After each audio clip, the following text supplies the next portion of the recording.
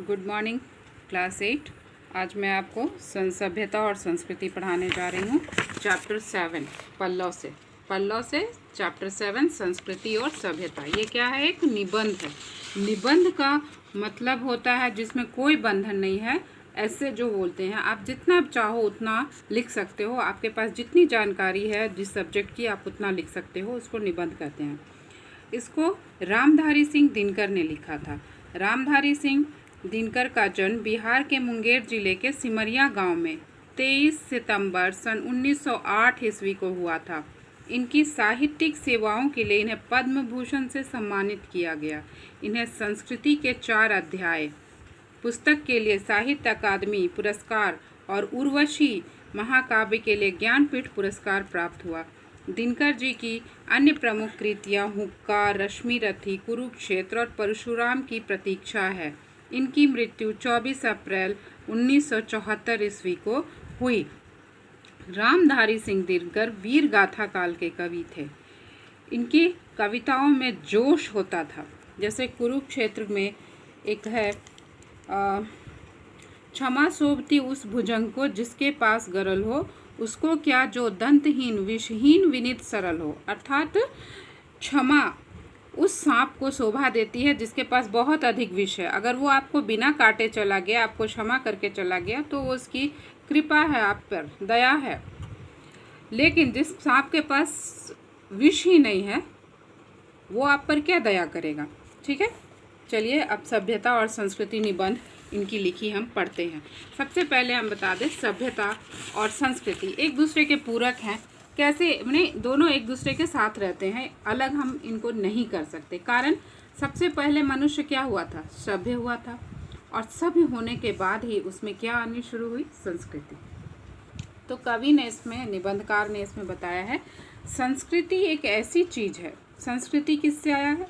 संस्कार से, जो आपको अपने घर से, अपने परिवार से, अपने समाज से मिलता है, जिसे लक्षणों से तो हम जान सकते हैं किंतु उसकी परिभाषा नहीं दे सकते। कुछ अंशों में वह सभ्यता से भिन्न गुण है। अंग्रेजी में कहावत है कि सभ्यता वह चीज़ है जो हमारे पास है, संस्कृति वह गुण है जो हमारे अंदर व्याप्त है। क्योंकि वो हमको कहाँ मिलता है? संस्कार हमको कहाँ मिलते हैं? अपने फैमिली से मिलते हैं। ठीक है, तो जैसा हमारा हाव भाव रहता है लोगों के साथ, तो उससे पता चलता है कि हमारी संस्कृति कैसी है। संस्कृति अपने देश की होती है, अपने परिवार की होती है। अपने मोटर, महल, सड़क, हवाई जहाज, पोशाक और अच्छा भोजन, ये तथा इनके समान सारी अन्य स्थूल। अब यहाँ पर हम थोड़ा सा बताना चाहेंगे, ये जो शब्द है स्थूल, स्थूल का ऑपोजिट होता है सूक्ष्म। ठीक है, स्थूल का ऑपोजिट क्या होता है? सूक्ष्म। स्थूल मीन्स बड़ा, स्थूल का मतलब बड़ा, और सूक्ष्म मीन्स छोटा, बिल्कुल माइक्रो। सभ्यता के समान है। स्थूल वस्तु में संस्कृति नहीं है। जैसे ये मोटर, गाड़ी, ये सब, ये हमारी सभ्यता है। ठीक है, कि हम सभ्य हो गए हैं तो खाना को पका के खाने लगे हैं, घर बनाकर रहने लगे हैं, ये हमारी संस्कृति नहीं है। मगर पोशाक पहनने और भोजन करने में जो कला है वह संस्कृति की चीज़ है। यानी अगर हम अच्छे ढंग के कपड़े पहनते हैं तो वो हमारी संस्कृति है। जैसे भारतीय संस्कृति है कि औरतें साड़ी पहनती हैं, पुरुष धोती कुर्ता, पजामा कुर्ता, पगड़ी इत्यादि पहनते हैं। ठीक है, इसी प्रकार मोटर बनाने का उपयोग करने, महलों के निर्माण में रुचि का परिचय देने, सड़कों तथा हवाई जहाज़ों की रचना में जो ज्ञान लगता है उसे अर्जित करने में संस्कृति अपने को व्यक्त करती है। ठीक है, हर सुसभ्य आदमी सुसंस्कृत ही होता है, ऐसा नहीं कहा जा सकता। ठीक है, अगर आदमी सभ्य है तो वो सुसंस्कृत भी होगा, ऐसा नहीं कहा जा सकता। सुसंस्कृत मीन्स सबसे अच्छा बिहेवियर भी आपको करना पड़ेगा। ज़रूरी नहीं कि आप सभ्य अच्छे कपड़े पहने हैं तो आप सुसंस्कृत भी होंगे, ऐसा ज़रूरी नहीं है। कभी कभी अच्छे कपड़े पहने लोग भी सामने वाले से इतना बुरा बर्ताव करते हैं कि उसको हम असभ्य बोलने पर मजबूर हो जाते हैं।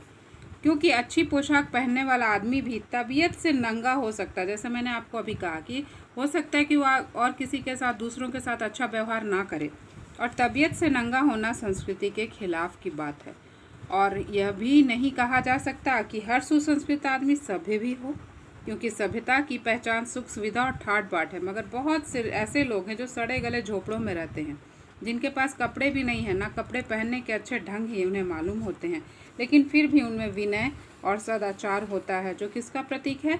संस्कृति का प्रतीक है। उनको पता होता है कि बड़ों के साथ कैसा व्यवहार करना है, छोटों के साथ कैसा व्यवहार करना है और समाज के लोगों के साथ कैसा व्यवहार करना है। वे दूसरों के दुख में दुखी होते हैं तथा दुख को दूर करने के लिए खुद मुसीबत उठाने को भी तैयार हो जाते हैं। ठीक है, तो आप यहाँ देख सकते हो कि सभ्य और संस्कृत आदमी में कितना अंतर है। सुसंस्कृत होना ज़्यादा जरूरी है। आई थिंक सभ्यता अपने आप आ जाएगी। छोटा नागपुर की आदिवासी जनता पूर्ण रूप से सभ्य तो नहीं कही जा सकती। छोटा नागपुर कौन है? झारखंड है। ठीक है, क्योंकि सभ्यता के बड़े बड़े उपकरण उनके पास नहीं हैं, लेकिन दया, माया, सच्चाई और सदाचार उसमें कम नहीं है। अतएव उसे सुसंस्कृत समझने में कोई उज्र नहीं होना चाहिए। प्राचीन भारत में ऋषिगण जंगलों में रहते थे और जंगलों में वे कोठे और महल बनाकर नहीं रहते थे। ठीक है, क्या बनाकर रहते थे? फूस की झोपड़ियों में वास करना, जंगल के जीवों से दोस्ती और प्यार करना, किसी भी मोटे काम को अपने हाथ से करने में हिचकिचाहट नहीं दिखाना, पत्तों में खाना और मिट्टी के बर्तनों में रसोई पकाना। आप देख सकते हो कि अभी 5 स्टार होटल में ये सब कुछ वापस आ रहा है। प्लेट में वो पत्ते रख कर देते हैं खाना, उसमें मिट्टी के बर्तनों में वो बनाते हैं, उसको सिरेमिक पॉट बोलकर कितना महंगा वो पॉट बिकता है। यही उनकी ज़िंदगी थी और ये लक्षण आज की यूरोपीय परिभाषा के अनुसार सभ्यता के लक्षण नहीं माने जाते। लेकिन आज आप जानते हो कि हर 10 साल के बाद हर शब्द की परिभाषा बदल जाती है। जैसे उदाहरण के लिए हम आपको बता दें कि पहले महाराज बोला जाता था, किंग को, राजाओं को बोला जाता था, लेकिन उसकी परिभाषा आज बदल गई है और आज महाराज रसोइये को बोला जाता है। ठीक है, तो जो यूरोपीय लोग मिट्टी के बर्तन में खाना बनाना बुरा मानते थे, सभ्यता के खिलाफ मानते थे, आज बड़े बड़े होटलों में क्या बन रहा है? Ceramic pot. Ceramic pot, what is ceramic pot? मिट्टी के बर्तन। ठीक है, और वो बहुत महंगे बिकने लगे हैं। तो आपके बुक में ये नहीं है। आज जो लेटेस्ट है वो मैं आपको बता रही हूँ इस बुक के अनुसार, क्योंकि ये निबंध है इसलिए हम इसमें बहुत कुछ जोड़ सकते हैं आज के अनुसार। फिर भी वे ऋषिगण सुसंस्कृत ही नहीं थे, बल्कि हमारी जाति की संस्कृति का निर्माण करते थे। ठीक है ना। सभ्यता और संस्कृति में एक मौलिक भेद है जिसे समझे बिना हमें कहीं कहीं कठिनाइयों का सामना करना पड़ता। मौलिक मीन्स मूल भेद है, नेसेसरी है जो, मगर यह कठिनाई कहीं कहीं ही आती है, अधिक नहीं आती है। साधारण नियम यही है कि संस्कृति और सभ्यता की प्रगति अधिकतर एक साथ ही होती है। ठीक है ना। अगर आप सभ्य हैं तो आपको संस्कृति होना ही पड़ेगा, अगर संस्कारी हैं तो आपको सभ्य भी होना पड़ेगा, और दोनों का एक दूसरे पर प्रभाव भी पड़ता है। उदाहरण के लिए हम जब कोई घर बनाने लगते हैं तब स्थूल रूप से यह सभ्यता का कार्य होता है कि जिस सभ्यता में हम जी रहे हैं। ठीक है, मगर हम घर का कौन सा नक्शा पसंद करते हैं इसका निर्णय हमारी संस्कृति करती है। ठीक है, जैसे अगर हम मुगल संस्कृति के हैं तो हमारे घर की बनावट, रंग रोगन, नक्काशी उस हिसाब से होगी, और संस्कृति की प्रेरणा हम जैसा घर बनाते हैं वह हमारी सभ्यता का अंग बन जाता है। इस प्रकार सभ्यता पर पड़ने वाले प्रभाव का क्रम निरंतर चलता रहता है। अगर हम हिंदू संस्कृति के हैं तो वास्तुशास्त्र का विशेष प्रभाव हमारे मकानों पर होता है, और देवी देवता की तस्वीरें गेट पर और मुख्य दरवाजे पर लगी होती हैं, और मुगल संस्कृति के होते हैं तो उनकी सुंदर नक्काशियाँ उन पर उकेरी हुई रहती हैं, उनके अनुसार उनका रंग भी होता है। तो ये संस्कृति है। यही एक बात भी समझ लेनी चाहिए कि संस्कृति और प्रकृति में भी भेद है। ठीक है, गुस्सा करना मनुष्य की प्रकृति है, लोभ में पड़ना उसका स्वभाव है। देख लीजिए जो अंडरलाइन है, ईर्ष्या, मोह, राग, द्वेष और काम वासना ये सब प्रकृति के गुण हैं। ठीक है, मगर प्रकृति के ये गुण बेरोक छोड़ दिए जाएं तो आदमी जानवर में कोई भेद नहीं रह जाएगा, क्योंकि हमें अपनी बहुत सी भावनाओं को अपने कंट्रोल में करना पड़ता है, और यही मनुष्यता है। नहीं तो मनुष्य में और जानवर में कोई अंतर नहीं रह जाएगा। इसलिए मनुष्य प्रकृति के इन आवेगों पर रोक लगाता है और कोशिश करता है कि वह गुस्से के वश में नहीं बल्कि गुस्सा ही उसके वश में रहे। कभी कभी हमें अपने गुस्से को पीना पड़ता है, उसको अपने वश में करना पड़ता है। लोभ, मोह, ईर्ष्या, द्वेष का गुलाम नहीं, बल्कि ये क्या है? दुर्गुण ही है, उसके गुलाम रहें। और इन दुर्गुणों पर आदमी जितना विजयी होता है उसकी संस्कृति भी उतनी ऊंची समझी जाती है। आप समझ सकते हो ना, इन चीज़ों को कोई भी पसंद नहीं करता है, इसलिए इनको अपने ऊपर कभी भी हावी होने देना नहीं चाहिए, नहीं तो हम में और जानवर में कोई अंतर नहीं रह जाएगा। और ये चीज़ें क्या है? गुस्सा, लोभ, मोह, ईर्ष्या, द्वेष। निष्कर्ष यह है कि कंक्लूजन कि संस्कृति सभ्यता की अपेक्षा महीन चीज होती है, बहुत बारीक चीज होती है। यह सभ्यता के भीतर उसी तरह व्याप्त रहती है जैसे दूध में मक्खन या फूल में सुगंध। इनको अलग नहीं किया जा सकता है। और सभ्यता की अपेक्षा यह टिकाऊ भी अधिक है, क्योंकि सभ्यता की सामग्रियां टूट फूट कर विनष्ट हो जाती हैं, लेकिन संस्कृति का विनाश उतनी आसानी से नहीं किया जा सकता। युगों युगों तक हमारी संस्कृति हमारे साथ चलती रहती है। संस्कृति हमारी धरोहर होती है। एक बात और है कि सभ्यता के उपकरण जल्दी से बटोरे भी जा सकते हैं, मगर उनके उपयोग के लिए जो उपयुक्त संस्कृति चाहिए वो तुरंत नहीं आ सकती। जो आदमी अचानक धनी हो जाता है, वो यक बयक किसी ऊंचे पद पर पहुंच जाता है, उसे चिढ़ाने के लिए अंग्रेजी शब्द में अप स्टार्ट है। अप स्टार्ट को लोग बुरा नहीं समझते और इसलिए बुरा नहीं समझते कि अचानक धनी हो जाना या यकायक ऊंचे पद पर पहुंच जाना कोई बुरी बात नहीं, मगर इसलिए कि धनियों तथा ऊंचे ओहदों पर पहुंचा हुआ व्यक्ति पहले से अधिक विनयशील नहीं हो तो वह चिढ़ाने लायक हो जाता है। क्योंकि अचानक किसी धन मिल जाए, अचानक वो किसी हाई पोस्ट पे चला जाए तो उसका घमंड भी बढ़ जाता है, तो उस समय लोग उससे नफरत करने लगते हैं, उसको चिढ़ाने लगते हैं। ठीक है, तो आदमी को अपनी शील नहीं छोड़नी चाहिए, यानी विनयशीलता नहीं छोड़नी चाहिए। हमेशा पोलाइट रहना चाहिए हर स्थिति में।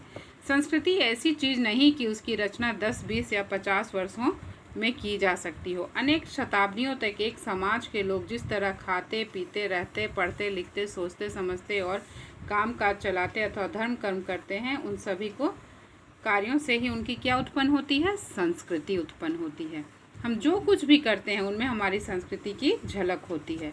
यहाँ तक कि हमारे उठने बैठने, पहनने ओढ़ने, घूमने फिरने, रोने हंसने में भी हमारी संस्कृति की पहचान होती है। ठीक है, यद्यपि हमारा कोई भी काम हमारी संस्कृति का पर्याय नहीं बन सकता, असल में संस्कृति जिंदगी का एक तरीका है और यह तरीका सदियों से जमा होकर उस समाज में छाया रहता है जिसमें हम जन्म लेते हैं। इसलिए जिस समाज में हम पैदा हुए हैं या जिस समाज से मिलकर हम जी रहे हैं, उसकी संस्कृति ही क्या है? हमारी संस्कृति है। हम अपने आप को समाज से अलग नहीं कर सकते। यद्यपि अपने जीवन में हम जो संस्कार जमा करते हैं वह भी हमारी संस्कृति का अंग बन जाता है, और मरने के बाद जब हम अन्य वस्तुओं के साथ अपनी संस्कृति की विरासत भी अपनी संतानों के लिए छोड़ जाते हैं। इसलिए संस्कृति वह चीज़ मानी जाती है जो हमारे जीवन को व्यापे हुए, जिसकी रचना विकास में अनेक सदियों के अनुभव का हाथ है। बहुत सालों से जो अनुभव जमा होता है वो क्या बनती है? संस्कृति बनती है। यही नहीं बल्कि संस्कृति हमारा पीछा जन्म जन्मांतर तक करती है, क्योंकि हमारी बच्चे के बच्चे उसी संस्कृति को मानते चले जाते हैं। समय लगता है, एक टाइम आता है जब उसमें भी परिवर्तन होता है, क्योंकि जीवन का नाम ही परिवर्तन है। अपने यहाँ एक साधारण कहावत है कि जैसा संस्कार है उसका वैसा ही पुनर्जन्म होता है। जब किसी बालक या बालिका को बहुत तेज पाते हैं तो अचानक कह उठते हैं कि ये पूर्व जन्म के क्या हैं? संस्कार हैं। संस्कार या संस्कृति असल में शरीर का नहीं, आत्मा का गुण है। और जबकि सभ्यता की सामग्रियों से हमारा संबंध शरीर के साथ ही छूट जाता है, तब भी संस्कृति का प्रभाव हमारी आत्मा के साथ जन्म जन्मांतर तक चलता रहता है। आदिकाल यानी प्राचीन काल से बीते हुए समय से हमारे लिए जो लोग काव्य और दर्शन रचते आए हैं, चित्र और मूर्ति बनाते आए हैं, वे हमारी संस्कृति के क्या हैं? रचयिता हैं। क्योंकि हमारी संस्कृति के अनुसार ही काव्य रचे जाते हैं, चित्र बनाए जाते हैं, मूर्तियाँ बनाई जाती हैं। आदिकाल से हम जिस रूप में शासन चलाते आए हैं, पूजा करते आए हैं, मंदिर और मकान बनाते आए हैं, नाटक और अभिनय करते आए हैं, बर्तन और घर के दूसरे सामान बनाते आए हैं, कपड़े और जेवर पहनते आए हैं, शादी और श्राद्ध करते आए हैं, पर्व और त्यौहार मनाते आए हैं, या परिवार, पड़ोसी और संसार में दोस्ती या दुश्मनी जो भी सलूक करते हैं, सलूक व्यवहार, ठीक है, यह सबका सब संस्कृति का ही अंश है। संस्कृति के उपकरण हमारे पुस्तकालय और संग्रहालय म्यूजियम नाटकशाला और सिनेमागृह ही नहीं बल्कि हमारे राजनीतिक और आर्थिक संगठन भी हैं, क्योंकि उन पर हमारी रुचि और चरित्र की छाप लगी रहती है। यहाँ हम आपको थोड़ा सा बताना चाहेंगे कि संस्कृति, राजनीतिक और आर्थिक संगठन भी होता है किसी देश का।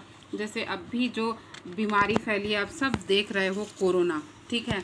तो हमारे यहाँ ऐसा है कि जिन लोगों की मृत्यु हो जा रही है उन पर भी अत्याचार किसी को नहीं करना है, उसको भी सम्मान के साथ ही दफन करना है, ठीक है ना। लेकिन आपने देखा होगा कि चाइना में जिनको कोरोना हो गया है उनके साथ भी कितना दुर्व्यवहार किया जा रहा है। तो ये संस्कृति है, हमारी भारतीय संस्कृति है, जिसका हम सभी को सम्मान करना चाहिए। यहाँ हम लोग सभी धर्म के लोग एक साथ मिल के रहते हैं, एक दूसरे का सम्मान करते हैं, ठीक है। Thank you.